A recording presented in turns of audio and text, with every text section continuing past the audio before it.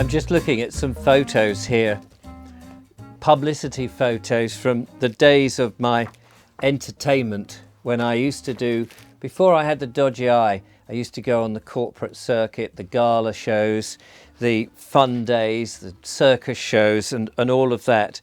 And comedy characters was very much what I used to do, as well as juggling and unicycling, fire eating, juggling razor sharp knives, riding a unicycle, a bit of slack rope walking, knife throwing, all those sort of old circus skills. Of course, as you know, I trained in mime and things like that. And every now and again you get a little bit nostalgic. And these were the days when I would nip up to London, earn a few £100 as an entertainer, doing, you know, crazy stuff. And it's funny because in a way, I sort of miss those days, but I don't. When I was doing them, I enjoyed it, but sometimes the audience didn't really understand what it was about, I suppose, the comedy characters. It wasn't an audience in the way that perhaps the old music halls would be, the audience coming to a theatre.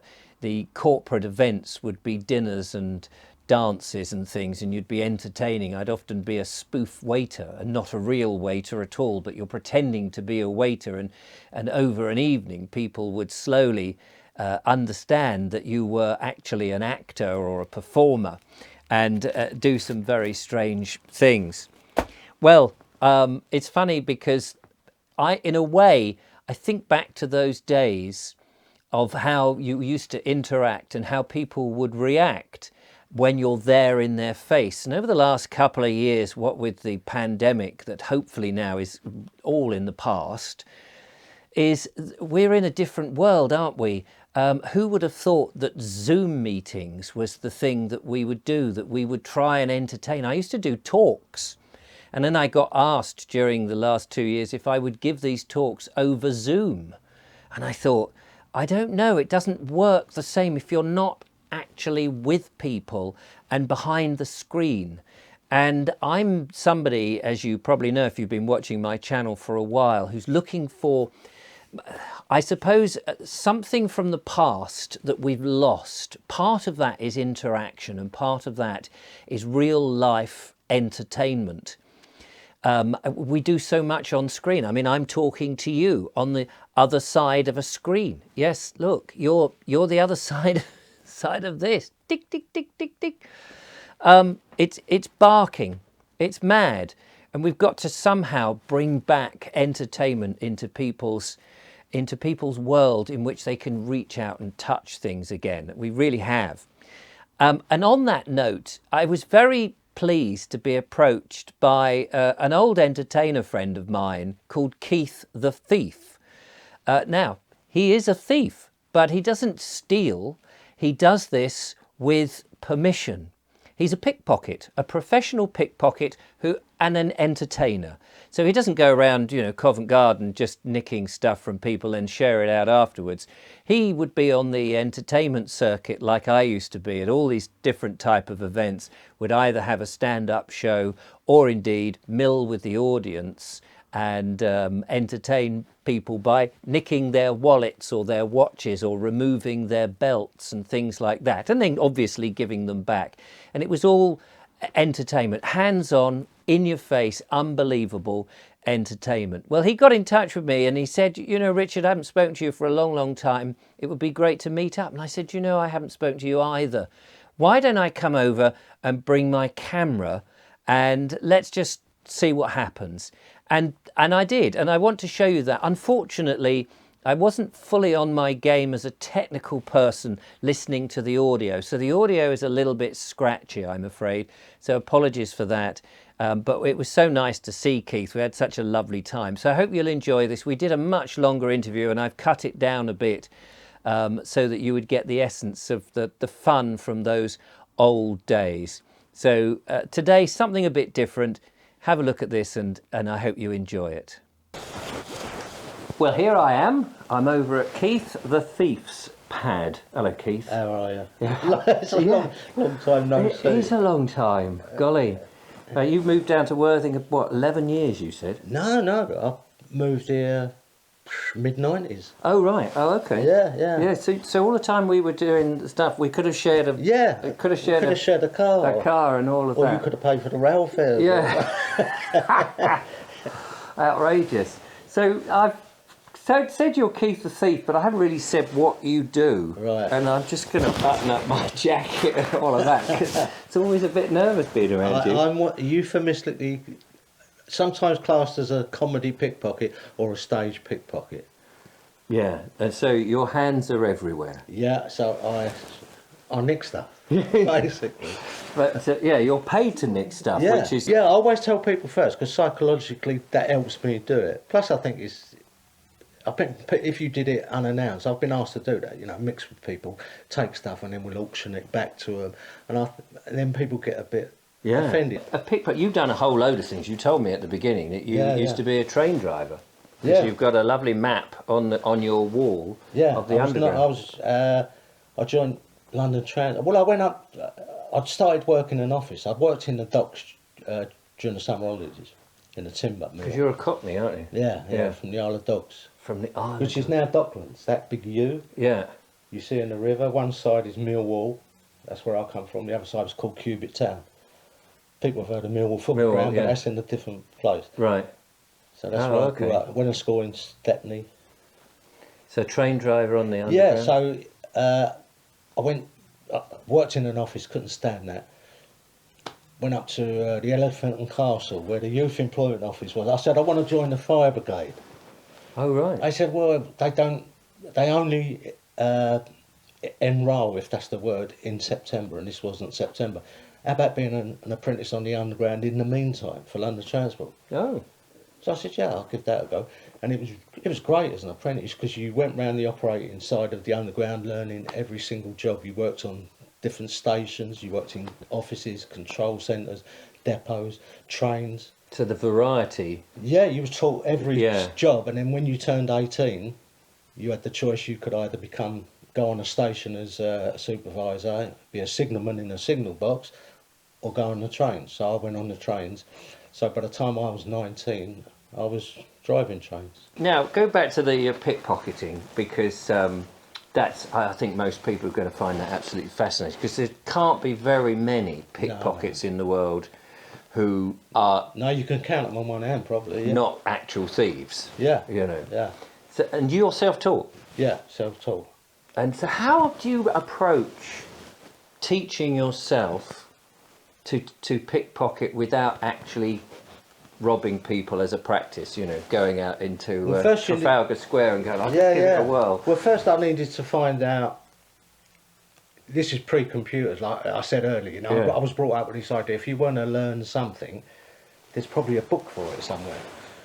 So I just went to the local library. By the time I got interested when I was sort of 16 or so. I see a film, but by this time I was working in the City of London. I was working for British Telecom then, and there's 5 libraries in the city, so I joined every library, and I just read everything I could lay my hands on, anything I thought was related. So I read the history of crime, criminology, sleight of hand, psychology, how do people react, and I just read anything that I thought was relevant.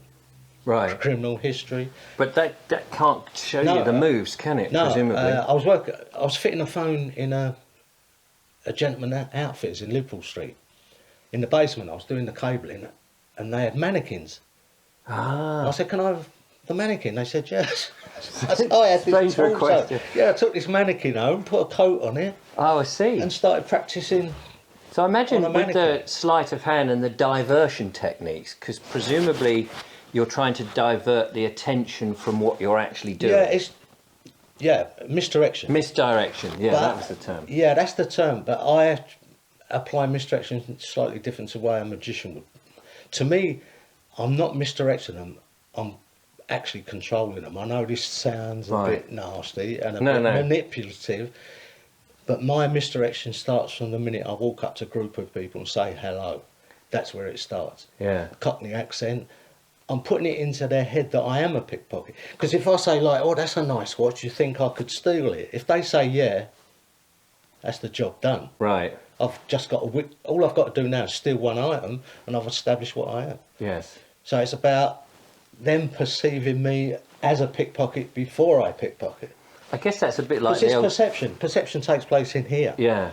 It's a bit like the old stage hypnosis, who gives the impression that he's going to be able to hypnotise, because it's that suggestion that those people who are very suggestive will believe that he's got this amazing power. And I think that's really powerful, what people believe. Yeah.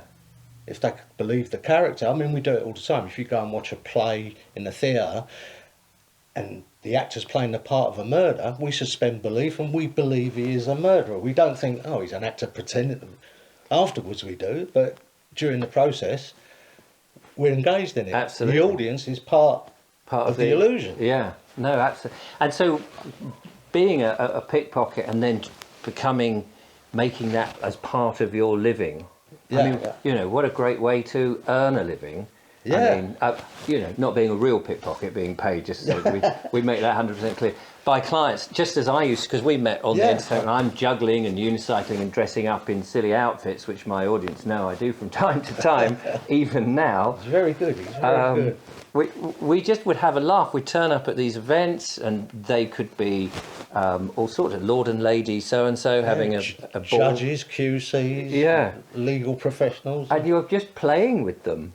The industry is a very odd industry, but when you're in it, it's bizarre. And now looking back, I actually look at it more favourably than I did when I was just doing it, when I was grafting.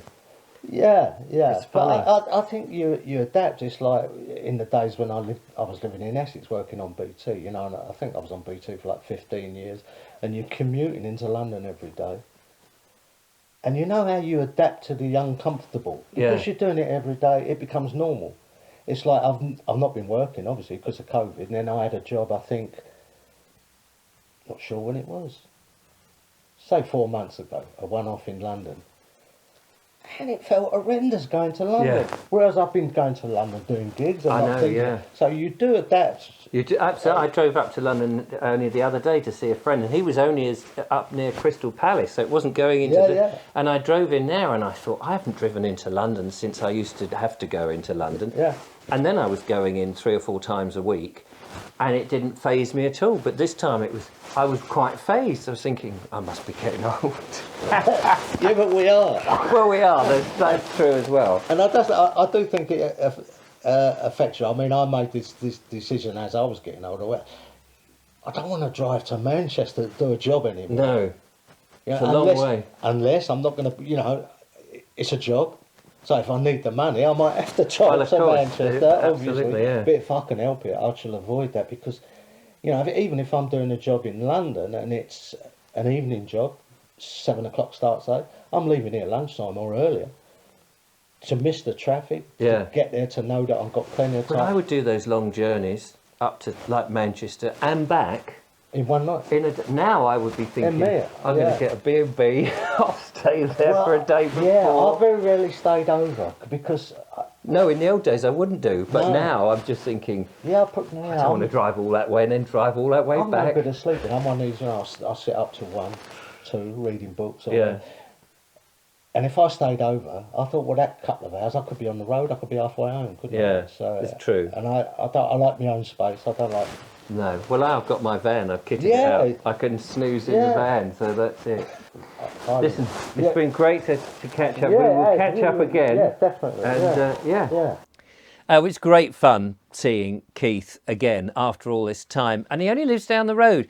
He's into Tai Chi now. Because of the COVID and the terrible state of the hospitality industry, Keith is teaching Tai Chi. He's very much into breathing, and he very kindly lent me a book, and I'm reading that now, about the importance of breathing. I've been interested in breathing, of course. Like we all breathe, but we all think that breathing is just that easy thing that you don't have to think about. But actually, there's a lot more to it, particularly breathing through the nose. Try not to breathe through your mouth. It can bring all sorts of issues. But that's for another day. That is for another day. So Keith is still working and doing good things, and it was so lovely to see him.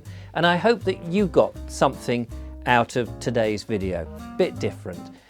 We'll be back to the usual nonsense that I do in the next one, I'm sure. But anyway, thanks so much for watching. Have a great time. And don't forget to follow, like, subscribe, become a patron, all the things. And I'll see you next time. Now, where was I? In these silly pictures of me entertaining back in the day. Look at that silly face.